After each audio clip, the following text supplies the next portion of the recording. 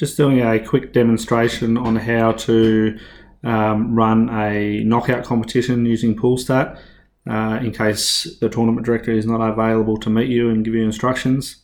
I'm going to show this demonstration on the play site and give you access to have a play around on this site. It's identical to the live site. It's just this has got a blue banner at the top and the live site's got a green one. So you can't do anything wrong on the play site. It's different access details and it's not a live site. But you log in and do the exact same ways I'm about to show you on the live site. So if you go to the Poolstat website, at the moment you'll see it's got play in front of the Poolstat website. You'll come to the home screen. You just click login. I'll give you the credentials to log in to the play site for playing around, and also the live site, because you'll need access to verify the games in a knockout comp. Click login and you'll come to this page here, which is the dashboard of Poolstat. You'll see all the competitions that run in that year, and the latest one, and usually the one you'll be using, will be the bottom one. I've set up a dummy 2019 ladies doubles competition. So all you need to do is ignore all these details regarding operations. That's an admin section to set up competitions. To actually get into the competition to verify results, just hover over the options next to the competition and then go to draw. And in this instance, it's a knockout draw, a double elimination draw. So it looks exactly the same as what it does on the live site, if people want to keep track of the live scores. So, and this is a demonstration assuming that the players are using the live scoring app. I've already logged into one of the live scoring matches. That's why this one's showing up as yellow, just to show you what happens when a result comes through the live scoring app. So it's pretty straightforward, and especially with a smaller competition like this. You've got the game name on the left-hand side of the bracket, the people's names and the scores. At the top, you've got the date, what round it is and the race to. And basically, if there's a bye, and this is the same in all knockout competitions, either a double elimination or a single elimination knockout, to put the team through that has got the bye, in this instance Anne and Les, just click on the 0 next to their name, and as you can see, it automatically puts them through. So that's one of the first steps. So you can do that for the other teams that have a bye. And as you can see, it puts them through. Now, the tournament director will always provide a printout of all the match sheets, which has got a pin on it.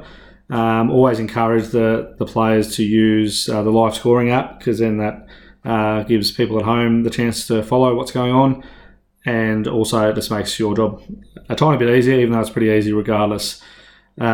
If for whatever reason you lose a match sheet and you need to find the pin, if you just click on the match number, in this instance I'll click on 2, and if you go down here, remote pin, it's a 6-digit code. Just give the people that pin if they lose their match sheet, and they'll be able to log back into the remote app. So click on the number again to make that disappear. So there's two ways to verify a result, and this is basically all you have to do, is apart from sitting there and making adjudication calls if required, is the first way, and hopefully the predominant way it'll happen, is if a result comes through the live scoring or remote app. So I'm just going to complete a match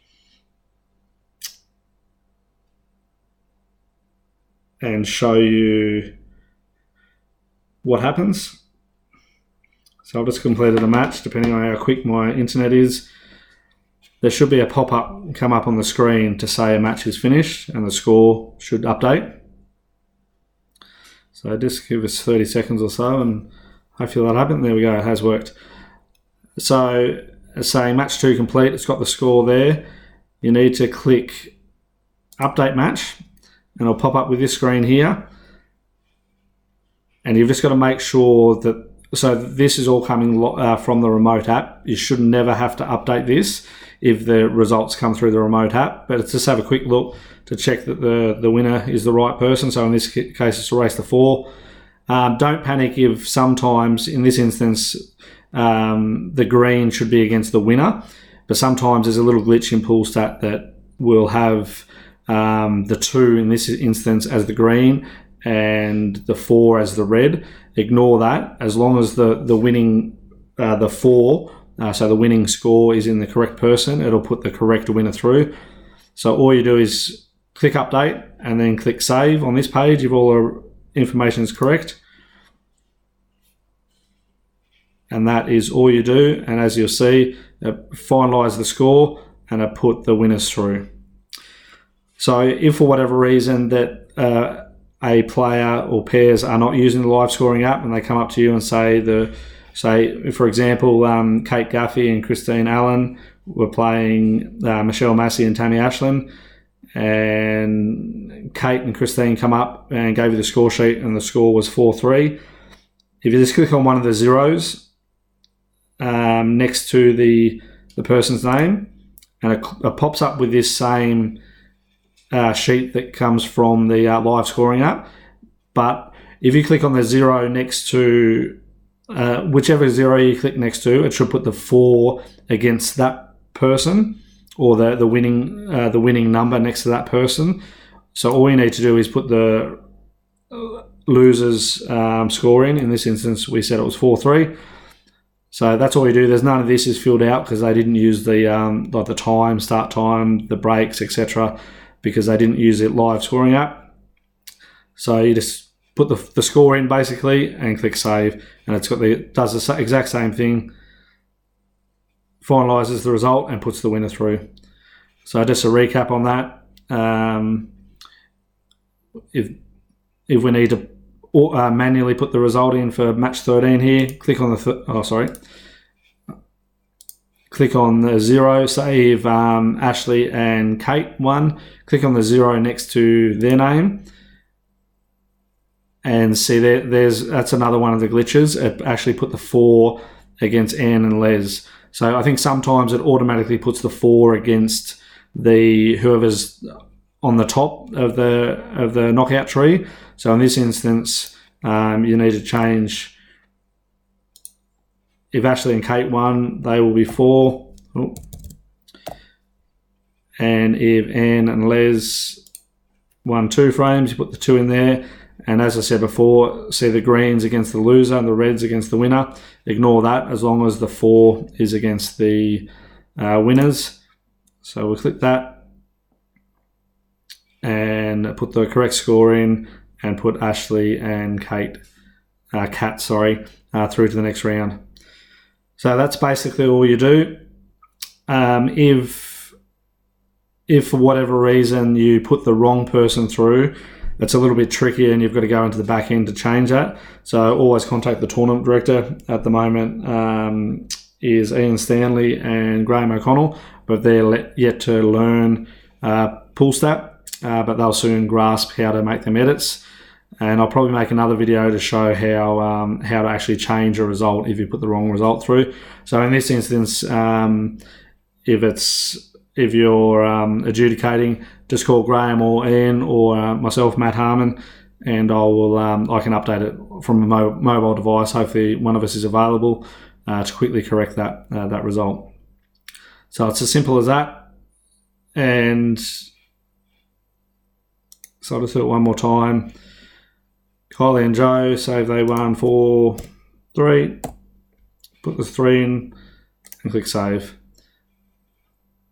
And if it comes from the remote app, you'll always get the pop-up. Sometimes even if they're using the remote app, if the internet's really slow, which if you're at the German club, that is the case, and it's probably better to use your mobile hotspot. If the internet is slow, that pop-up may not come up. You'll still see the live scores in the boxes. Again, just click on the one of the scores if the pop-up didn't happen. And I'll just actually show you an example of that just quickly. So I'll just find the pin of this match here. 8, 5, 1, 9, 3, 5. Oh. 9, 3, 5. Go. Start match. Yes. So this should highlight as yellow as soon as they start the match sheet. Shortly when the internet catches up, and I'll put a couple of scores in.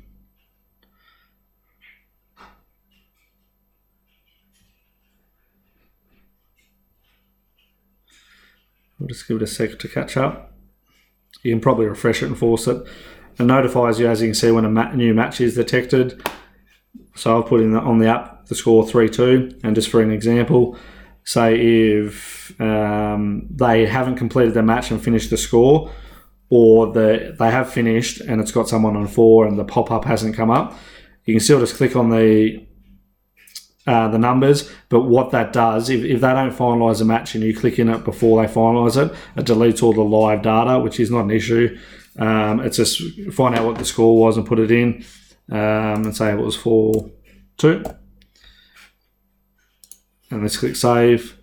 It just overwrites the live data and enables you to keep on going. But always encourage people to complete the match on their device, so the correct score comes through, there's less chance of error, and also it captures that data of how long the match takes, which helps the tournament directors gauge how long tournaments take, and that's how we work out schedules and things like that. So yeah, that's basically it. I'll just quickly go to the main site, which is poolstat.net.au. As you can see, it looks exactly the same. It's just green at the top. Click login. Again, I'll give you the credentials for the live site, which are different to the credentials for the play site. Click login, and I'll just put the correct password in. And this is the live site, so it's got all the current. So the live site comps copy over to the play site most of the time. So as you can see, there's no ladies doubles at the moment, but the last comp that was run in Poolstat by Activa was the Team Lish Family Challenge. So yeah, whatever comp you're running will always be at the bottom, or if there's only one comp going, the most recent's at the bottom. Hover over options, click on the draw, and it goes to that tree. All right, thanks for watching, and I hope that's helpful. Give the tournament directors a call if there's any issues, and thanks for adjudicating.